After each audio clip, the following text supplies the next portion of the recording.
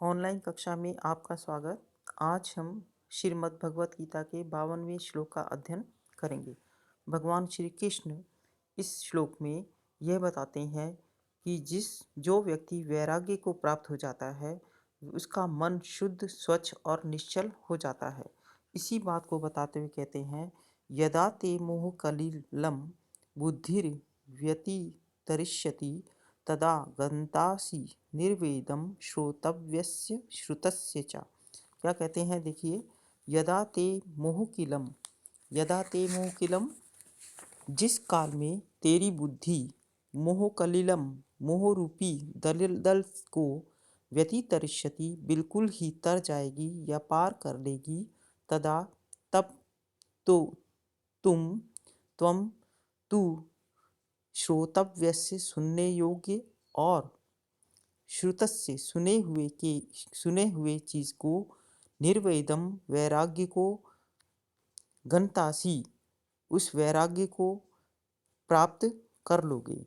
क्या कहते हैं कि जिस काल में तेरी बुद्धि मोह रूप दलदल को भली भांति पार कर जाएगी, उस समय तू सुने और सुनने में आने वाले इस लोक और परलोक संबंधी सभी भोगों से वैराग्य को प्राप्त हो जाएगा। मोह की रुचि नष्ट होने पर ऐसा ज्ञान जिससे परम पद दिखाई देता है, वह भी भगवान की कृपा से ही प्राप्त होता है। जब पुरुष की बुद्धि देह अभिमान रूपी मोह कलिल को बंधन का हेतु समझकर ब्रह्म का ज्ञान कर लेगी, तब वैराग्य की प्राप्ति होगी। इस जगत में मायामय मानना इस जगत को मायामय मानना चाहिए। मन से, वाणी से, नेत्र से तथा श्रोत आदि से ग्राह्य इस नश्वर जगत को माया के मन से युक्त अर्थात मिथ्या समझो और ब्रह्म को सत्य मानो। तो भगवान श्री कृष्ण कहते हैं कि जिस काल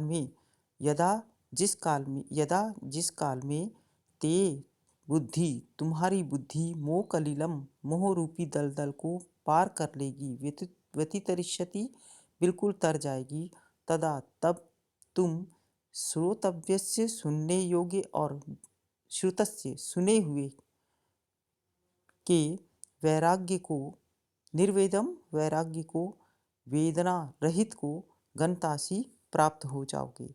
जिस काल में तेरी बुद्धि मोह रूप दलदल को भली भांति पार कर जाएगी, उस समय तू सुने हुए और सुनने में आने वाले इस लोक और परलोक संबंधी सभी भोगों से वैराग्य को प्राप्त हो जाओगे।